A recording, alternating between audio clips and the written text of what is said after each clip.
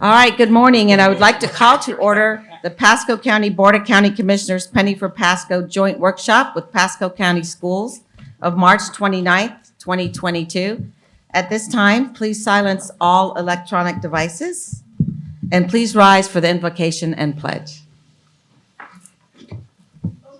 Creator, your hand is open wide to satisfy the needs of every living creature. Make us thankful for your loving providence and grant that we, remembering the account that we must one day give, may be faithful stewards of your good gifts. Amen. Amen. I pledge allegiance to the flag of the United States of America and to the republic for which it stands, one nation, under God, indivisible, with liberty and justice for all. Okay, Madam Clerk, please call the roll. District 1, Commissioner Oakley. Here. District 2, Commissioner Moore. Here. District 4, Commissioner Fitzpatrick. Here. District 5, Commissioner Mariano. District 3, Chairman Starkey. Here. And also in attendance are the members from the Pasco County School Board. District 1, Alan Altman. Here. District 2, Colleen Bowden. Here. District 3, Cynthia Armstrong. Here. District 4, Allison Crumbley. Here. District 5, Megan Hardy. Here. And Superintendent Kurt Browning. Here. Thank you. Chair Armstrong, would you like to have any words before we start? I'm going to turn it over to our staff to begin the presentation. I really appreciate everybody being here. This is such an important project to the county and to the school board. So thank you so much for your interest. Okay, I think we're turning it over to Mr. Gadd this morning for the first presentation. Good morning, everyone. Really pleased to be here to talk about something that has been a part of my professional career for 20 years. And I want to start by telling a little story because every initiative like this requires great leadership. And in December of 2002, I was sitting in my office at the school board. I was supervisor of psychological services, and I got a phone call about 5 o'clock from then Superintendent John Long. And he called me up to his office and he said, "Ray, I want you to help the school district run the Penny for Pasco." Now, mind you, I was supervising psychological services, had no clue how to run any kind of surtax initiative or campaign or Penny for Pasco. And I looked at Dr. Long and I said, well, I need to kind of talk to my wife about that. And he reached over and he picked up the phone and he said, "What's your home number?" And it was at that point that I realized that it wasn't a choosing activity. And I want to end that by saying that John provided us, and for those in the audience who might have been there in the early days, John provided us kind of behind the scenes incredible leadership. And I remember on the night, Mr. Altman will remember that. He was in the room with us. May have been some others in the room, but we were having a celebratory party. That initiative was 52-48. We won it by the hair on our chinny chin chins. And when we realized finally late in the evening that we had won it, because the margin of victory was small, John Long was sitting in his office and we called him and said, "You need to come over here and be a part of this." And John Long said to me, "I'm not coming over there," he said, "because if I come over there, the attention will be on me. And the people that deserve the attention are the people that worked hard to make this happen. And that's those of you that were in the room." And as Alan will certainly recall, later on that evening after the press had left and everybody was gone, John Long came over to celebrate with us. So he was my mentor and my dear friend, and a lot of praise goes to him for kicking this off. And then after that, Mr. Altman and I were forever in the foxhole together for about 15 months. In fact, our wives, I think, were on the verge of divorcing us because we would be up at 2 and 3 in the morning talking about Penny for Pasco stuff. And to show you how crazy it was, my wife in the end actually did a scrapbook of everything that we did that we've had every now and then when we get together and talk about the battle we were in, we have a scrapbook that we can share with folks. It's getting a little messed up at this point. I want to thank all the people that helped us in the first penny for Pasco. As you may recall, the first penny for Pasco was all about overcrowding in schools. I'm not going to talk about the county side of it. They can talk about what it was like years ago. But we had schools that were at 200% capacity. And I always use the example of Sandpine Elementary. Sandpine Elementary had more kids in portables than they had in the original concrete structure. We had no green space on that piece of property. The only space where we had that children could play was on the basketball courts. And that was just our worst example. But we had numerous schools that were at 150% capacity, 170% capacity. And it was nothing to have 15, 20, 25, and in some situations, 30 portables on a campus. We evolved from that particular situation, and we moved into the second penny, where we had bigger needs in terms of remodeling old buildings, refurbishing our network infrastructure, and we're in the process of doing that now. And as many of you can see, in particular on the west side of the county, what we're doing in the Hudson area and places like that, we're taking old schools and making them new again. And this is really important, because if you pay much attention to education and you look around at surrounding counties and so forth, you hear a lot of issues about the air conditioners aren't working. And when I say the air conditioners aren't working, they don't work. I mean, kids are going to school for months on end without air conditioners that work. And in Pasco County, not only did we meet the need to build new schools, but then we came along with a penny for Pasco and met the need of dealing with all the deferred maintenance issues that are often a monkey on the back of large government entities, not just the school district, but the county as well. How do we take care of our buildings and maintain our facilities? I also want to recognize the role that the Oversight Committee has played. Our chairman of the Oversight Committee is here, Tom Skaratko. If you stand up, say hello. Actually, we can't take public comments, so you can't say hello. Hugh Townsend is here, and we certainly don't want him to get started. So, so our Oversight Committee has been with us since the inception. Some of the faces changed, but some of them have been with us since the very beginning.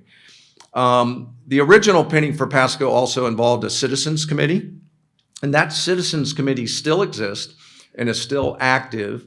And the chair of that Citizens Committee is here today, Michael Cox. And his co-chair, Bill Shatowski, is around here somewhere. And then some other members of that committee. I think Diane Jones is here. I saw her. I hope I didn't leave anybody out. So I wanted to thank them for their support.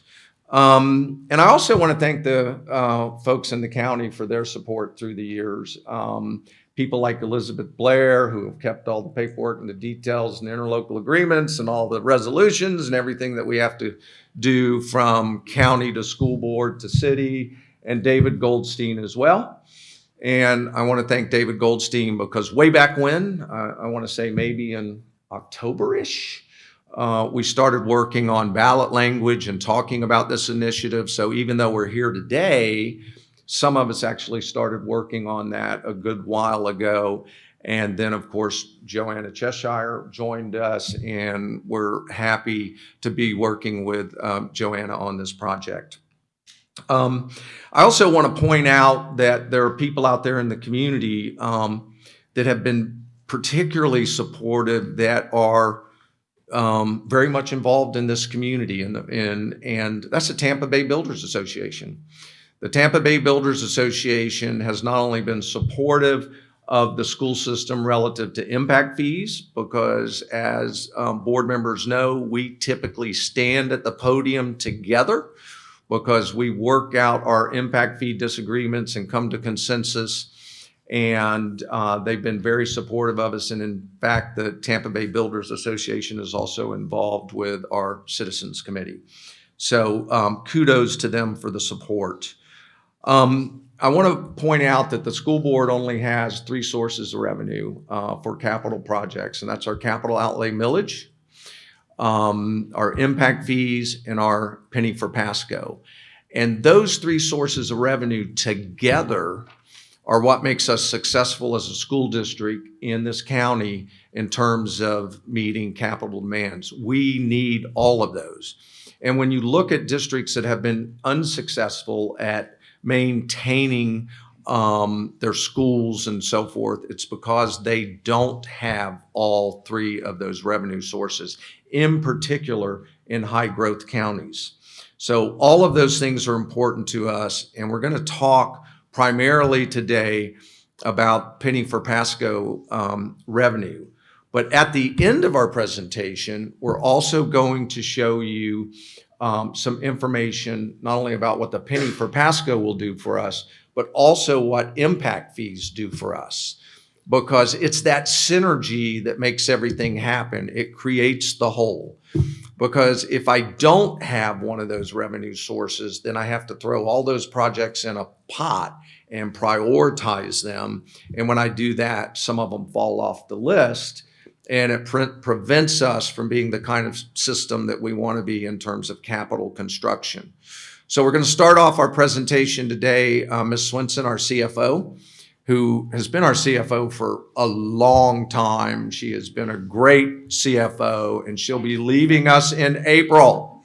Oh. So those of you that have worked with her know how competent she is and what a great job she's done, and we're going to miss her dearly. She doesn't believe that, but we are. She's going to deal with the finance issues, and Betsy Kuhn and Chris Williams are going to deal with all of the projects that we plan on pursuing over the next few years. So at this point, I'll turn it over to Olga. Thank you, Mr. Gadd. Good morning. Just to start with the background, Mr. Gadd has already mentioned this, the penny for Pasco, the original penny for Pasco was in 2005 and ran to 2014. So the first renewal started in 2015 and will run until 2024. And of course, the second renewal that we are here for will start in 2025 and will run to 2039. Just 1 second. If they could advance the slides. I don't know who's controlling. Oh, I got it. So it's not, we're not ready yet. Okay. Never mind. okay. I'm sorry. No problem. As Mr. Gadd mentioned, there's just 3 sources of revenue for the district. Capital outlay, that's their property millage, which is a 1.5 mil for the school district. The penny for Pasco, obviously, and the impact fees. That's all the money that we received to do all of our capital and maintenance work. Again, the background, starting here on March 9, 2004 is when we started the process, and Mr. Gadd gave you all the history. And we agree at that point to share, 45% the county, 45% the school district, 10% the cities. Then there's 5 cities in Pasco County. Originally, again, it ran from January 1, 2005 through December 31st, 2014. Here's a summary for the school district. We collected during that first 10-year period $149,823,447. We are required to keep this money separate. So obviously this money was invested during this process, and we earned about $1.9 million worth of interest. The projects that we did with this is, Mr. Gadd mentioned, we needed new schools at that time, and we built, you can see over 50% of the money was used for new schools. It was $84 million. We also had some remodeling for some of our schools, which is about $39 million. And the rest of it was roofing projects and some small facility improvements. And of course, we we actually bonded this money when it got approved, so we had to pay the interest on this. So you can see here, that was when we campaigned for the first renewal, we said, if you all remember, it was promises made, promises kept. We did exactly everything that we said we were gonna do. We did every single project. This first renewal was on November 6, 2012, when we started working. We started working on this process early in 2012. But we took it, the vote was on November 6th. Again, the same distribution, school district 45%, the county 45%, the municipalities 10%. This one again will run for 10 years, and it's began January 1st, 2015, and it will end on December 31st, 2024. At that time, when we worked on the projections, this was back in 2012, we agreed that based on the history of the first penny for Pasco, that our collections were going to be about $226 million, for the district, $226 million for the county, and $50 million for the cities, which we at that time projected about $502 million, which was about a double what we had the first collection. Here's so far what we have spent the money. We have collected through March of 2022, we have collected $214 million. Again, we keep this money separate and we invest the money as the money comes in. We have earned about $5 million worth of interest. So total collections to date is $219 million. We have spent the money, again, like we said we would. We have remodeled 11 elementary schools. Most of our Kelly schools, if y'all know, what we called Kelly schools, like Quail Hollow, and now my mind is going blank. Northwest, all those schools, all Land O'Lakes, Zephyr Hills High School. So that's all been spent on remodeling those schools. Our Kelly schools were the round schools that some of you are familiar with that had no windows in them. We have spent money on a middle school. High schools, we mentioned already, Zephyr Hills, Land O'Lakes. The middle school, I believe, was Bayonet Point, by the way. The technical college, which is Marchman, we remodeled Marchman. We also were able to use some of the money to finish Wiregrass Elementary School, about $13 million, partially funded. We were able to do our network infrastructure in every school, wireless access to all of our students, every classroom. We also were able to do our student system, which we needed. And again, playgrounds and athletic facilities that we need for our schools, mostly our elementary schools. And again, we upfronted, we bonded this money right at 2012. So those are the interest payments that we have made so far. Based on my projections, I anticipated that, remember, we have 2.5 years left on this one.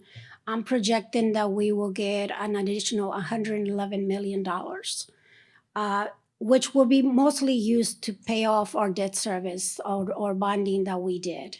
I do, however, with discussing with the county yesterday, I do think that money will be higher. However, at this point, that's what we're going with.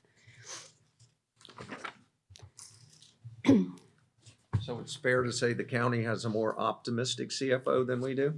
Probably.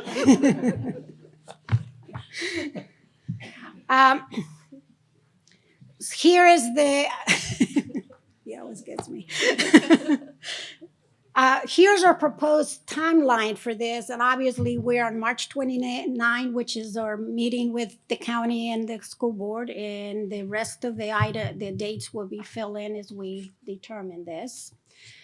But I'm gonna just go to what our revenue proposal, what we believe our revenue will be for the second renewal. And the second renewal is for 15 years.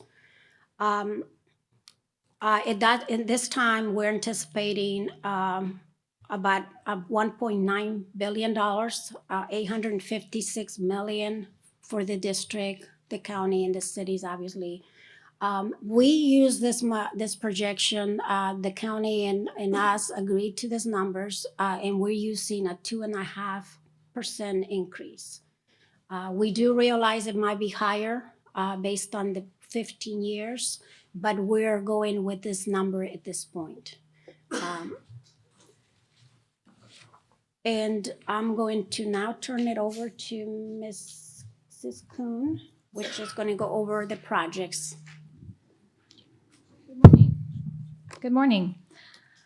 I'd like to do a brief summary of the categories of projects that we are proposing in the second renewal. And our first category is of new schools. We have a lot of growth coming to our county, as all of you know. And so Mr. Williams is going to talk that through with you, as well as some school renovations of some of the schools that we were not able to renovate to date or may not have needed it to date, but we believe within the next 15 years will need to be renovated. We also have district-wide projects such as safety and security projects. A lot of the things we're doing to make our schools as safe and secure as possible. We have wonderful relationships with our Pasco Sheriff's Office and also municipal police departments and work together with them on making sure that we have everything we need to make our schools as safe and secure as possible. We also have technology and technology-related items that we'll discuss today and some facilities-related improvements. Additionally, we have the Energy Marine Center in Pasco County, and that is something that is very unique to a school system to have a facility like that all of our students get to visit. It's an incredible experience for them, and those of you who have children who have visited know that it's a really memorable experience for them. We have this targeted as a project that we want to look at for renovations to make sure that it is going to be in good shape for years to come. We also have a new alternative energy depot for our transportation. That's in our list of projects. And we also have school traffic improvements listed, and that's primarily for pickup and drop off. I heard someone joking this morning about coming in the car line and what that's like. And so we're looking to make some of those improvements, working with the county and Pasco Traffic Services to make sure that we can look at those types of projects. And that's to make Mr. Goldstein happy on the access management. Just with you in mind. We also have athletic facility improvements that we have planned in this, and we'll walk you through those later in the presentation as well. I'd like to turn it over to Mr. Williams, who's going to talk with you about some of our new school and renovation projects. Good morning. So Mr. Gadd mentioned that in the first penny, we did a lot of new schools as part of our projects as well as renovations. When the penny came up for renewal, we were in the recession or just coming out of the recession, and so our growth had pretty much gone to zero. And so our focus on the current penny was more on renovations rather than on new schools. With the growth that you all are well aware of in our county at this point, again, we're going back to focusing on not only renovations, but also new schools. So you'll see that quite a few projects in our proposed list are new schools. And so just a few of those, as you know, the 54 corridor in the central Pasco area is booming. And so we're looking at potentially doing a new elementary school, probably in the Bexley development. Also along the 52 corridor. We know that the Central Pasco Employment Village is starting to come to fruition just to the west of I-75. And so we have a K-8 school planned for that area. Also, we're already planning on doing the K-8 school on our Smith property, which is in the Ballantrae area along the 54 corridor. and we anticipate opening that in 2025, but we're looking to use penny money for that. Also, Villages of Pasadena Hills. Most of you are familiar with that, but that's the overlay area between Wesley Chapel and Dade City. Some of those projects are starting to be looked at and starting to come through rezoning. So we know that growth is going to happen there. So we're planning on a project there, a K-8, or actually whatever we need at that location. We're not sure yet. Also, a couple of our schools are existing, but we're essentially going to rebuild those schools because they're older facilities. And so those are Gulf Middle and West Zephyrhills Elementary. In the, some of these are renovations now. In the first round, we were able to completely redo or mostly redo Pasco High in the first round of the penny. One of the areas that we did not touch, however, were the media center. We spruced up the cafeteria and kitchen back then, but did not do a lot with that. And so we're looking to completely redo the cafeteria and kitchen, as well as add a second story onto that building for a classroom wing and add some capacity. Wesley Chapel High School, Mitchell High, River Ridge Middle and High. Those are schools that, believe it or not, are approaching the 20 and plus 20-year-old time frame. And so they are starting to need quite a bit of care. And so those schools are on our list for renovation. As far as elementary schools on our renovation list, again, these are schools that are beginning to age. So we have them slated, and that's Fox Hollow Elementary, Dr. Mary G.L. Elementary, Cypress Elementary School, which, by the way, is our last Kelly school that has not been remodeled. Hudson High, which is a Kelly school, is in the process of being renovated and will be complete soon. Cypress Elementary is our final one that needs to be done. Calusa Elementary, San Antonio Elementary, as well as Chester Taylor Elementary School.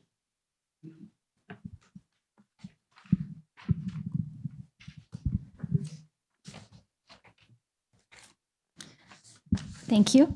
I'd like to give you some more information about some of the other projects mentioned in the initial summary. And we have some funds allocated for school safety and hardening. And that is in particular retrofitting schools with fencing, bollards, ballistic film, and window tint to create some single point of entries to make it more difficult for intruders to get onto our campus. We also have safety and security equipment targeted for this list, and that would be additional security cameras, technology, and equipment for district security personnel, communication improvements with first responders, including body-worn camera and crisis management applications. Those are all things that are critical to our operations of the school district, and we've been making a lot of changes over the past few years. These, we believe, will help us further those efforts.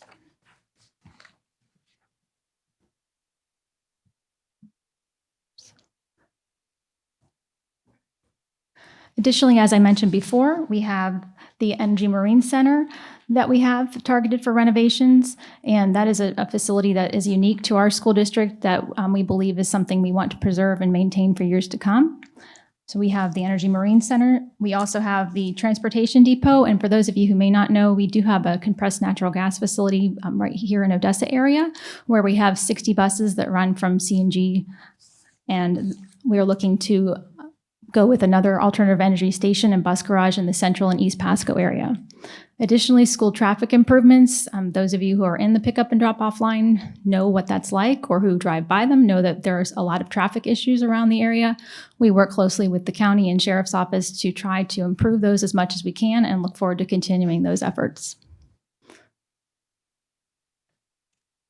It's a little sensitive, so I apologize. I skipped the slide about computers, and I know that'll be one that would be of interest. We also have funds allocated to significantly increase the number of computers in our schools, and we have network infrastructure to replace and upgrade all of that work that Ms. Swinson mentioned. We want to allocate funds just to continue that, to make sure that we have a reliable and robust network for our student experience. We all know that technology has become critical in our classrooms, and it's becoming more and more so every day, and we want to make sure that we have the infrastructure and devices that will allow for that.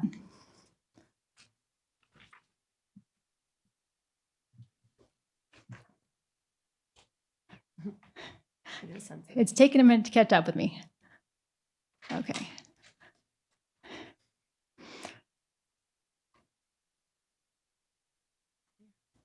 There we go. Sorry about that.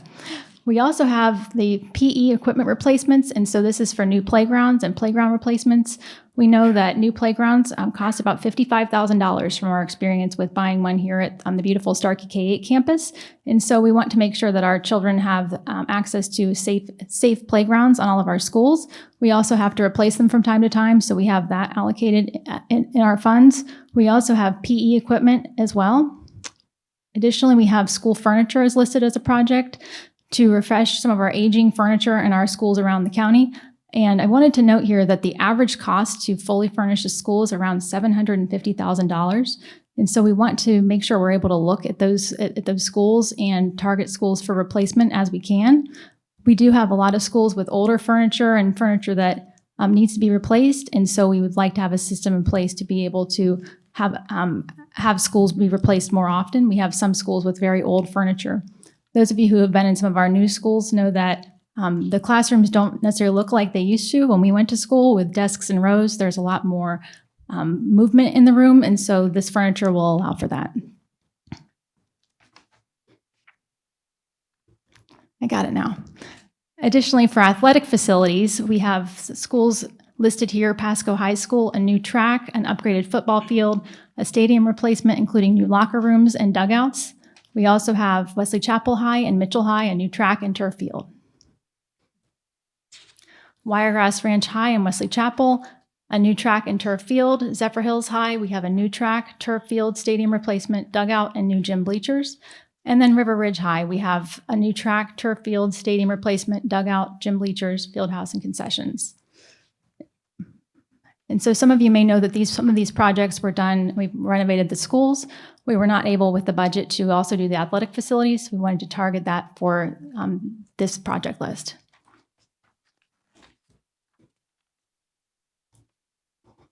We also have Hudson High School, a new track, turf field, stadium replacement, dugouts, and gym. And we also have Hudson High being renovated right now as one of our current penny projects that is in the works now and is going to be just a beautiful facility compared to where it started to where we'll end. We've now seen our Kelly High Schools be renovated. Land O'Lakes was our first. Then we went to Zephyr Hills, completely transformed it, and now we're at Hudson High right now. We also have Land O'Lakes High School for new track, turf field, stadium replacement, dugouts, gym bleachers, field house, and concessions.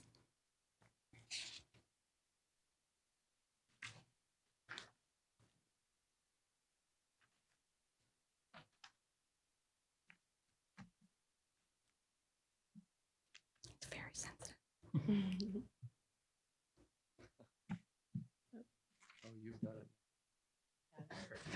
Okay. It does not like me. I'm sorry. I'm going to hand it to Mr. Williams. No, I won't do that to him. I'd like to turn it over to Mr. Williams to talk about impact fees. And as Mr. Gadd mentioned at the beginning of this presentation, we really need all three funding sources to be able to be a successful school district in terms of our facilities. And so we talked a lot about the penny today because that's why we're here, but we also need impact fees to be able to do a lot of the projects to keep up with growth. And so I'd like to turn it over to Mr. Williams to share some of that with you. As most of you know, impact fees can only be used to accommodate capacity for new growth. And so when growth is high, we do our best to use those impact fees to meet the demand ahead of time and try not to be too reactive. And so we have several, we wanted you to be aware of the projects that are on our list that we plan to use impact fees for due to the coming growth. Kirkland Ranch Academy of Innovation, which you've probably heard of, is our new technical high school that's opening this year. And so we're excited about that. As soon as we finish construction on that, we'll be moving to the back of that property to start construction on a new K-8 on that same campus. And we anticipate that being open in 2024. In addition to that, several projects that we see coming in the future, the large Two Rivers project. So we look at doing a new K-8 there as well as a new high school. Also, again, with the villages of Pasadena Hills coming, we have a K-8 slated there. In addition to the elementary I mentioned earlier in Bexley, we also have slated there a middle school and a high school. And then also a high school in the Odessa area. That's potentially a magnet high school if we need it on the property we bought from the county. otherwise known as Starkey Sprayfield, which is just a little bit east of Starkey Ranch.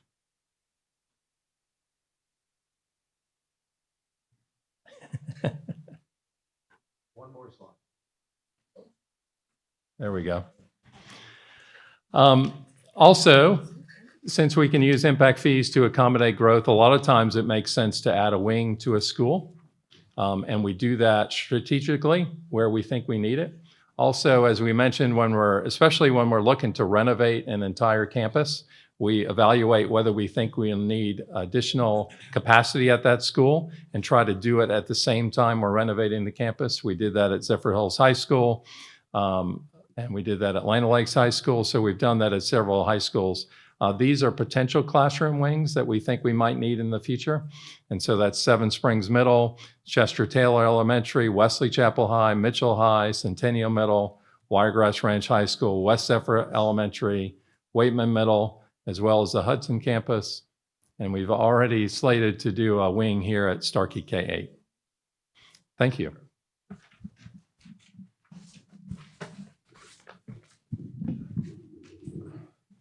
I just wanted to point out, Dan Biles and I were joking the other day that we've presented this material to you and all these numbers, knowing that they may change tomorrow.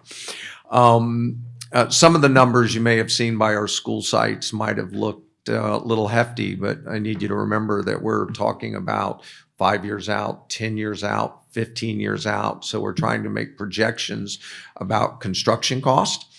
And we could be low or we could be high, but that's exactly what they are. It's just estimates, projections, and we know that they will change over time.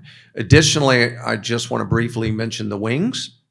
The wings is a little bit of a philosophical shift for us because we've realized that we can add students to a building without burdening the existing infrastructure, because the existing building has bathrooms, lunchroom facilities.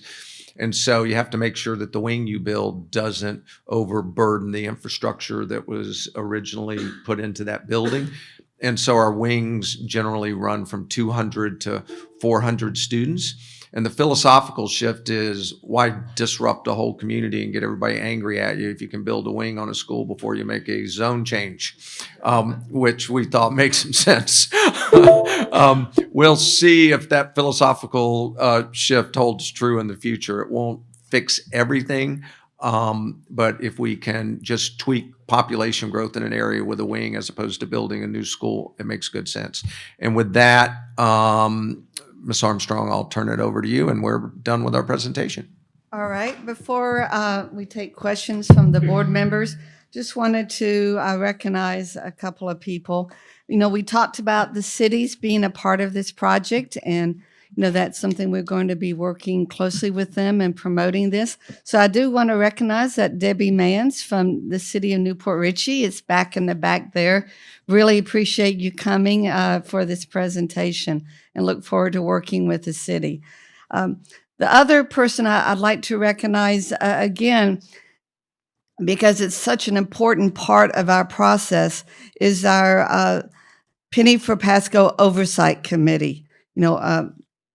Not school board staff, citizens that we have recruited who volunteer their time to go through our list, visit the schools as we do projects, just to certify that we are using the money as we promised we would use it. So Tom Scaracco is here. And Tom, if you would like to, I'm welcoming you to say a few words if you'd like. You could use... all right. Well, I don't really, okay, that's fine. I wasn't really considering him part of the public since he's part of the process. But I did want to point out the importance that the school board members feel of that committee, because that's our eyes on the ground to know that we are protecting the taxpayers' interests, that we are doing exactly what they voted on and what they expected us to do. So thank you so much, Tom, for all your support, and also anybody else that's on that committee. Madam Chair? Yes. The city manager from Port Richey is also in Oh, attendance. it's, okay, thank you. I did not see that. So, As well as the sheriff is also here, which is a big part of this Penny for Pasco, and the fire chief as well. thank you so much for pointing that out. I did not want to miss anybody. I wanted to make sure they were recognized. Yeah. Yes. So, Oh, no, we just introduced. yeah, Anyone here from Zephyr Hills? or Dade City. Those would be the two other cities that will be part of this. So we want to make sure that they know and that we know that they are a part of this process. So thank you so much, Commissioner Moore, for that. At this time, are there any questions from school board members or from county commissioners? So any comments? All right, I do believe that our district staff has put together a very comprehensive list that's going to carry us into the future. So I really want to thank them for all their work, and I will tell you that we have an amazing planning department led up by Chris Williams, and also our CFO, Olga Swinson. We've never been led astray for them. They've always given us excellent advice on where the growth is going to be and where the money's going to come from and what money we do not have. So all of that is much appreciated, and really look forward to being able to complete this list that was presented today. So I'll turn it over to Commissioner Starkey. Thank you, and yes, welcome to the sheriff and anyone else who came in after we got started. Sorry if you didn't get introduced. Ray, your opening remarks reminded me that that's how I met you, with the penny. And I believe even though Mr. Altman's family has insured our property for years, that's how I met Alan Altman too, was the penny committee. So memories. And Chris, I think you mentioned River Ridge was 20 years old. River Ridge is 30 years old. Because I remember going to the ceremony, my father-in-law, former school board member, played I think his little band played something at that dedication. So with that, I am going to turn it over to our County Administrator, Dan Biles, who doesn't have the history that some other folks have around here, but he's been doing a great job leading us through these challenging times. And Mr. Biles, I'll turn it over to you. Thank you, Commissioner. I was just going to also reference the fact that I don't have 40 years of history that Ray does. 10 years ago when y'all were working on the second issuance, I was working on a general obligation bond project with the city of Corpus Christi. So it's very similar, but significantly different locations. So thank you for that. I want to point out a couple things before I hand it over to Joanna to go through our presentation. But as we were discussing revenue projections yesterday, when you're trying to project revenue over 15 years, there's a couple of things. They're going to be wrong, right? And if you're going to be wrong, you want to be wrong low as best you can. And so those two things kind of guided the discussions over the last few days of we know we walk out of here tomorrow and we're going to be wrong on the revenue projections. We just hopefully, if we're wrong on the low end and not on the high end. And to kind of go with Ray's point on construction cost, there, the flip side, if you're going to be wrong, you want to be wrong on the high end, so you have additional funds and not long on the low end like we are on some of our other, general obligation bond projects right now. So, and then as we go through this, we are both the school district and the county dealing with growth.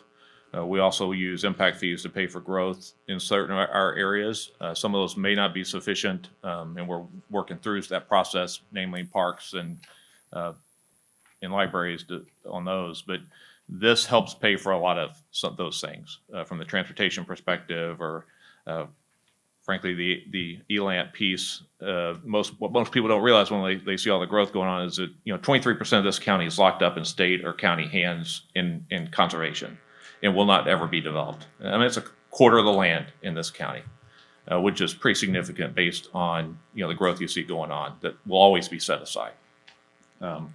We have 4 pies.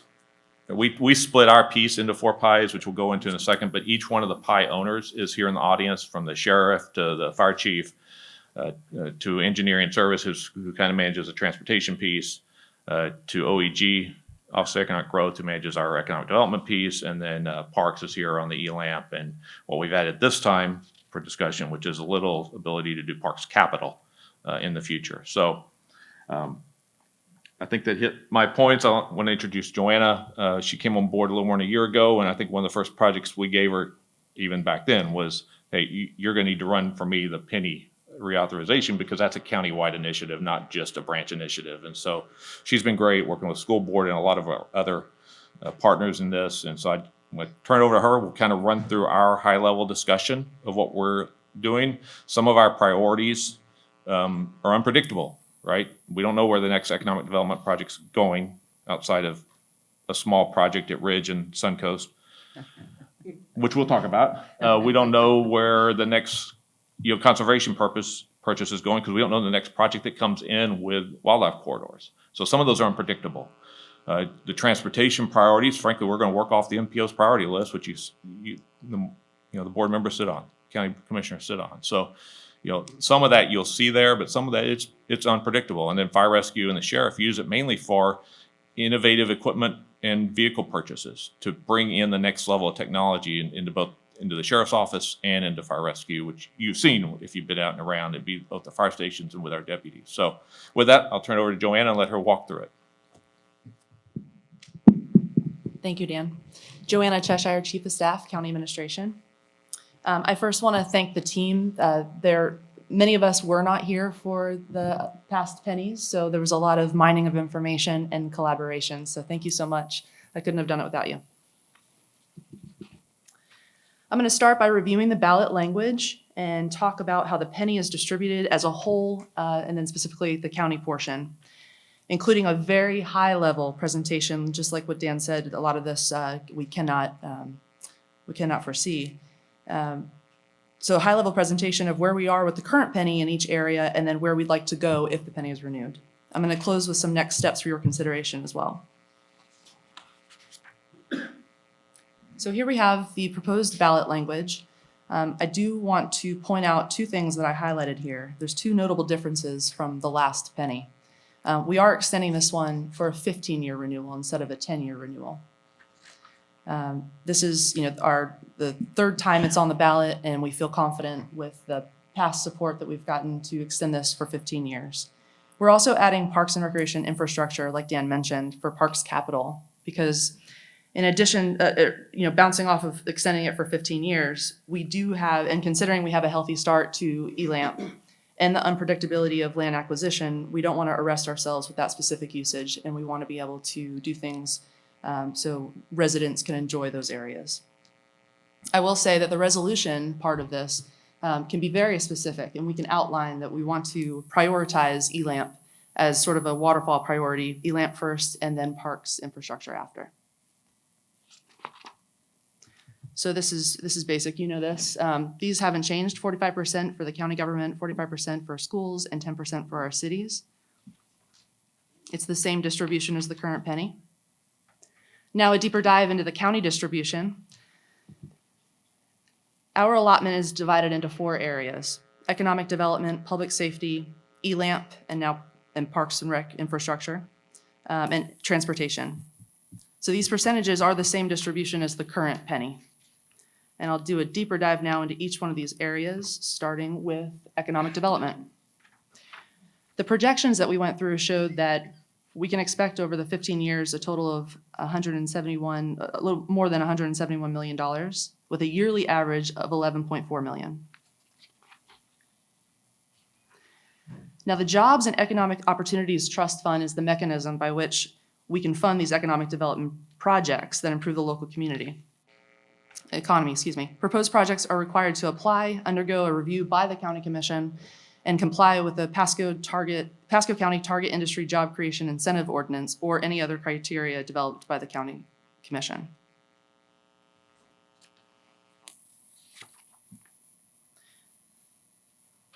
The Jobs and Economic Trust Fund funds not only businesses, but also various workforce development programs too, such as these: Pasco EDC, Pasco Hernando Workforce Board, Career Source, Skills.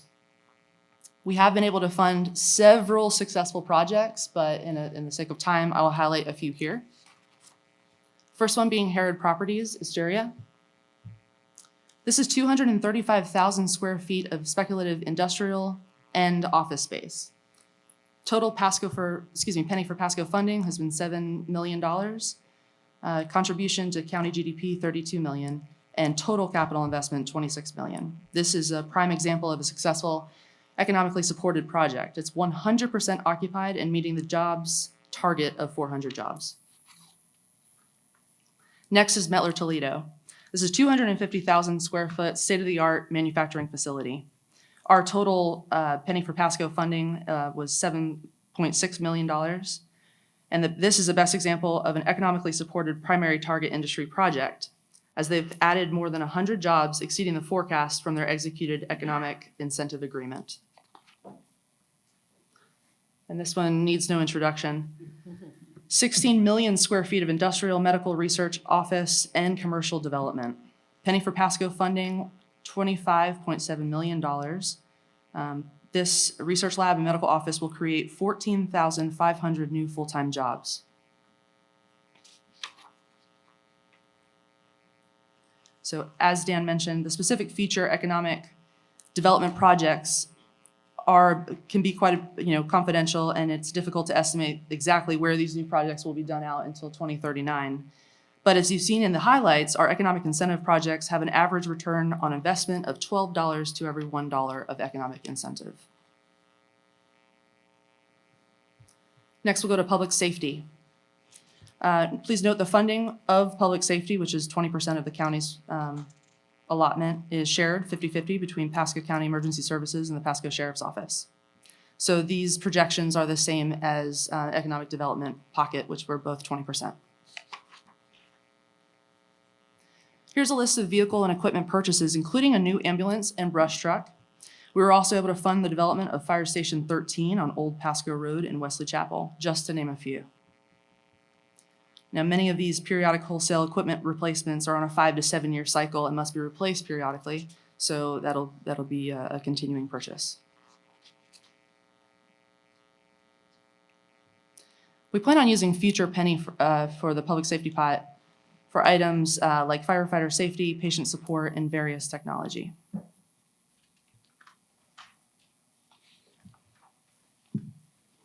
Next is the ELAMP, Environmental Lands Acquisition and Management Program, and Parks and Recreation Infrastructure. Again, this is the same 20%, so these numbers are the same as the other two buckets that I just went over. ELAMP was created with the first penny to acquire real property for protection, connection, conservation, enhancement, and promotion of these lands near residential neighborhoods that increase the quality of life. This is a glimpse of where we are now. 4,991 acres acquired in fee simple, 793 acres protected by conservation easement, and more than $68 million spent on acquisition. What you see in red is already purchased. What you see in orange is on the acquisition list.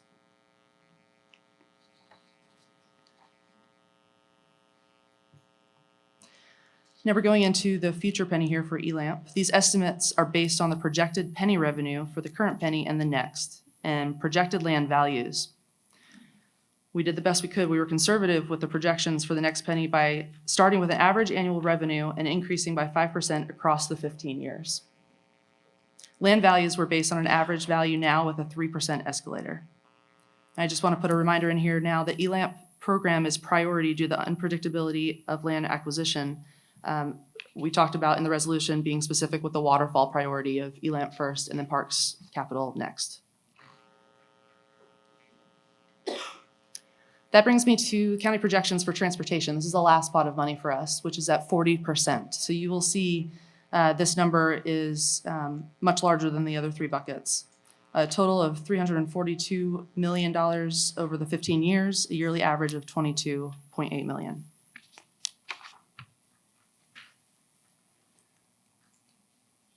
Now, this is quite a big list. So there have been numerous projects here completed under the current penny, consisting of sidewalks, safety improvements, and trails.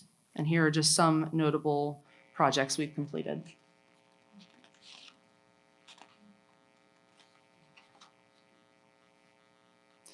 We've got a lot of projects that are in progress and currently scheduled, because keep in mind, we do have a year and a half left on the current penny.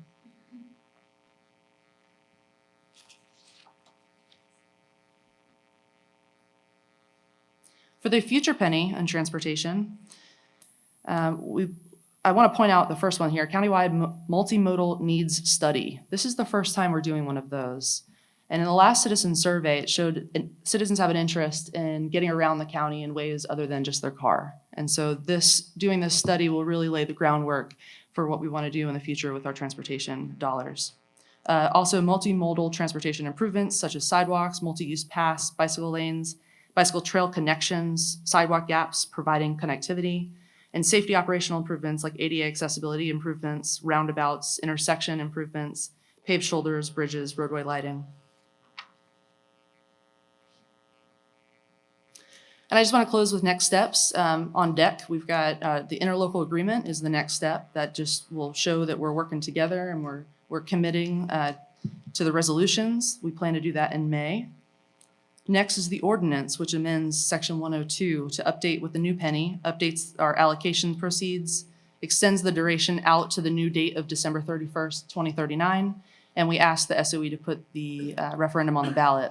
Also adopts the percentages and internal breakdown, and we plan to do this. We're shooting for the June 7th BCC meeting.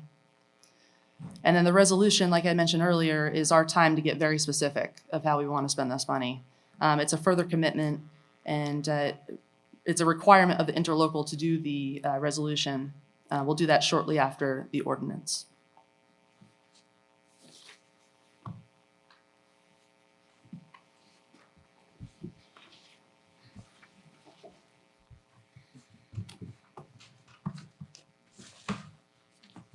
Done.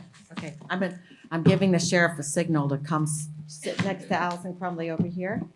And, but I can't get text out in here if you don't have an Apple phone, I think. Okay. So do any of the board members have any questions for the county or any of the school board members or county commissioners? Madam Chair, Yes, you. Commissioner Moore. I don't know if we want to get into the weeds this much, but, I look at something like the Countywide multimodal needs study.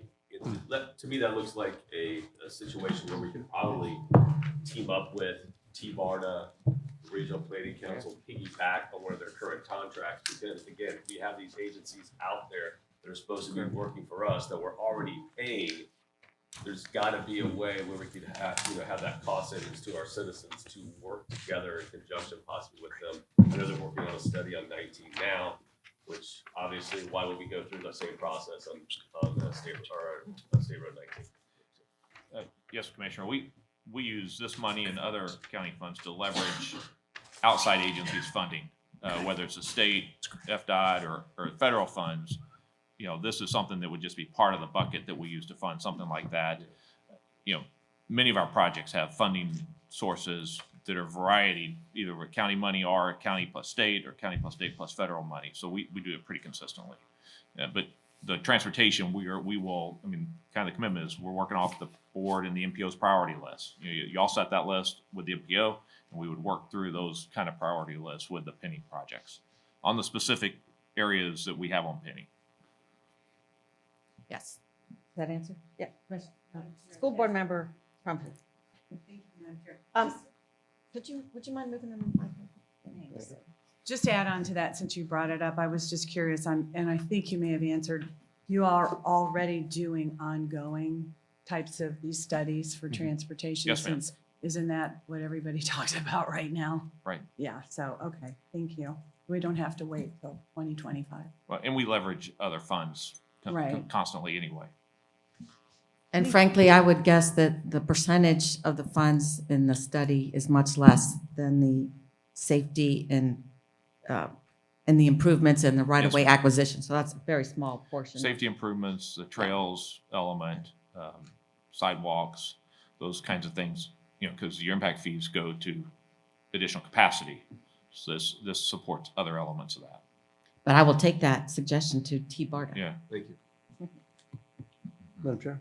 Yes, Commissioner Mariano. Thank you. Looking at the previous list of projects we had through the pennies as far as transportation goes, we detailed out a lot more as far as not studies and other things, but just what physical projects we're going to get done. And I think one of the great things of the first penny was when the market dropped, that enabled us to get all the projects done and then add a whole bunch more. I would like to see us focus it a little bit more, especially the commercial areas. You can go between US 19, be going to Home Depot and a dealership. The road's falling apart. We haven't got them done. And I know we've done a few of those already, but I think it's a good thing to be able to show the people that are going to get behind this to see what project's going to get Yes, done sir. more specifically. I've had Hicks Yes, sir. Road as a vision road for like 7, 8 years. So I think all of us commissioners should look at what projects we think our citizens would like to see and get them on there so that at least people can see what's going to get done rather than the high Yes, level sir. overview. Yes, sir. So the intent here is to build the list for the board's resolution using the MPO priority list in the categories that we have there. And now the board can add or subtract to the list, but the goal is, because transportation is a pretty fluid area, we don't want to put a 15-year project list in the resolution. So the intent is to really put a 5 to 7 year project list in the resolution and then outline the types of projects that will be funded in the future, but based on the MPO priority list. So, but ultimately, the board sets the priorities and picks the projects. Exactly. And when you have the NPO list, that's going to deal with certain roads. It's not going to deal with those smaller roads or even certain projects that would be very beneficial for the people to get done. So I don't want to limit it just to the NPO list. I want to have the flexibility to expand it out. Again, ultimately, the board sets the priority list. I did want to bring attention to the fact that we also have an oversight committee that is run under David Engel from our Office of Economic Growth. So they oversee all our economic development trust fund spending, correct? Am I saying that right? Yes, ma'am. Yeah, so, and I don't know if anyone is here from our oversight committee. And you have an ELAMP committee. And we then also you have an the ELAMP MPO committee. that does the transportation, has several subcommittees that watch Yeah. this. And if any of those people are here, we thank you for your commitment as well. Okay, any other questions or comments? Madam Chair, you asked the sheriff. Yeah, he's welcome to make a comment. Oh, That's yeah. what I'm calling, to see if anyone Oh, wants to great. make a comment. No, I appreciate it. Thank you, Chair. It's funny, I wasn't expecting, but I appreciate the opportunity. I had notes, so one thing is, everybody knows Pasco is much different than we were, was 2015. And so we're much different than we were back in 2011. And so our county is growing tremendously, and that's the one thing as, during that time, this past penny, our needs exceeded what the penny was able to give us. So we weren't able to We get vehicles. understand that, Yeah, no, I know, and that's what I'm gonna keep hitting on. Right? So, oh, yes, We all, yeah. No, and we all, honestly, I will go back to it, we all support schools, the roads, economic development, the environmental land.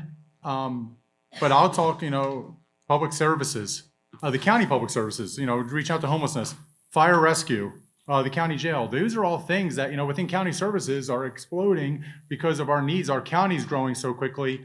The needs are overwhelming right now. And so, as we're looking at the penny, I'm going to go through this quickly, but, this is only research we did from the sheriff's office side. I can imagine fire rescue and everybody else can have their numbers, I don't know, put Kathy on the spot, but public services, I can imagine all the needs that you've grown. But from law enforcement side, we're 64th out of 67 counties for the amount of citizens that we serve. This is research that's done. This is Florida Department of Law Enforcement numbers. Florida Tax Watch says that we're 55th out of 67 counties for funding for EMS, fire rescue, everything. In Pasco, compared to Pinellas, we have 528 deputies, they have 745. Deputies per 1,000, we're at 1.06, they're at 1.86. Pasco County, this is where I go back to the county services, and I give kudos to county services. We actually serve more people than, in Pinellas, because for a law enforcement standpoint, we are actually the 5th largest jurisdiction in the state of Florida, where Pinellas has a population, and our population is 526,905.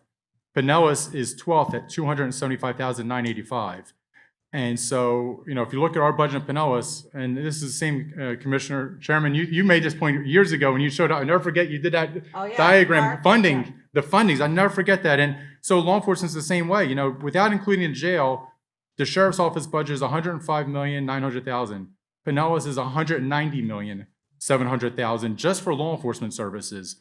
So I go back to, I want to be, part of the solution with you all. I want to be here, and that's why I think this is the great thing about Penny. It's about being part of the solution, and being part of that solution is allowing us, fire, the jail, us being able to talk about these things, because I go back to it. The impact is so great. And, last night, I'll give you a scenario. As much as our county is growing, 3 death this is at 6:30 at night. This is not when everybody thinks. 3 death investigations, missing child pursuit, domestics, suicide attempt, and overdoses at 6:30. And so when you get the complaints for parking issues or homelessness, these are the priorities that we're all trying to struggle with and trying to reach out to. So, this is where I go back to. And I appreciate the opportunity. I wasn't able to think you were going to give it to me, because I know public comment. But at the same time, I just want to put on the radar because our schools are growing so quickly, with the growth.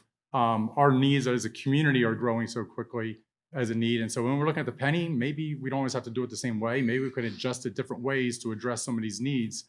But I go back, we want to be part of the solution here because we all want that premier county. We all want that county where people love to be here. And so with all this growth going on, as we adjust and we look at things from fire rescue, from the law enforcement side to the county jail, just make sure, and then county services, because homelessness is going to go up, the needs are going to go up, mental health issues are going to go up. These are things that we should address and look at when we're looking at the penny. So thank you, Chair. Thank you. And there's no doubt that we all have needs. And I think all of us in elected office that have the ability to raise money face this dilemma every budget year.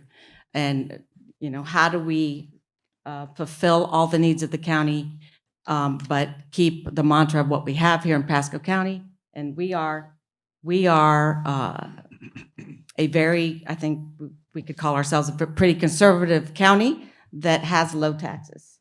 And so at some point, we all have to decide what is the balance that we want to have here with the amount of taxes we collect and the services that we provide. And I think we have that challenge all the time.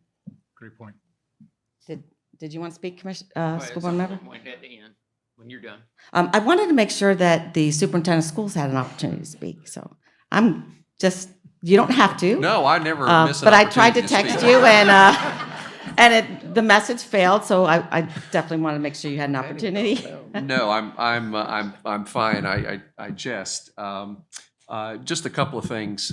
First, I would be remiss if I did not thank my team, the district school board team, for working tirelessly on this issue. Not on this renewal issue, not only on this renewal issue, but also the initial penny and then the first renewal. These issues take a great deal of human capital to make sure you're thorough and you're portraying to the public what's actually happening in a school system. And kudos to our team at the district. Also, I want to thank the county. Pasco County Government has been a great partner with us, not just on this, but on the impact fees and other issues, the traffic issues and what have you. And I just wanted to publicly thank the county commission and the administrator. I've picked up the telephone before, called Dan, and next thing you know, things are taken care of, and I am very appreciative of that. And lastly, I want to thank the citizens of Pasco County. We would not be sitting here today if the citizens did not, although as Mr. Gadd pointed out, by the skin of our teeth, in 2004, they approved the penny the first time. But the second time was resounding, and I'm hopeful and optimistic that the second renewal will be resoundingly approved as well. And I often joke when I say this, but it isn't funny, that I can't imagine serving as superintendent of this district without that penny. With the growth that this district has seen, it is incredible. And kids would literally be sitting on laps of each other if we did not have access and the voters were gracious enough to approve this penny. So still, moving forward, there's a great deal of work that has to be done in order to assure our public, our voters, that we're worthy of the renewal. And our district is committed to that end. So thank you all. Madam Chair, I apologize. I need to clarify. We are Pasco is 64th out of 67 counties on officers per 1,000. So I just want to clarify that. But the one thing, I want to say thank you also to staff. County staff has been phenomenal. The partnership working together, and that's what makes Pasco unique. From the school district, the Pasco County, the community and sheriff's office working together. And I think that's one thing. Any challenge we've ever faced, we've overcome because we're working together. Yeah, and I want to say I'm very grateful to everyone to coming here today. And just, I won't be chair forever. I'll be chair this year, but I am a big believer in these workshops. And I hope that this is something that we do regularly. We enjoy doing workshops with our cities as well. And I thought we had one coming up with Port Richey and Newport Richey. I don't know what happened to that, but I think it got, did that get canceled? And, oh no, they didn't show up. No, they did. Okay, all right, sorry, I'm forgetting. I think we do the west side. Oh yeah, we're doing it on the east side. We do the east side in the spring. So we're due for Dade City and Zephyr Hills. So I think that's important that we have these kind of workshops and meetings. And I think we're very fortunate in this county that all the electeds and municipalities and constitutionals all work so well together. It's not like that in a lot of the other counties. So Pasco County is very fortunate. And Olga, congratulations on your retirement. All right, does anyone else have any words? Okay, then I guess we will call this adjourned. And again, thank you to everyone, and especially those working on our Citizens Committee to help us make this be successful.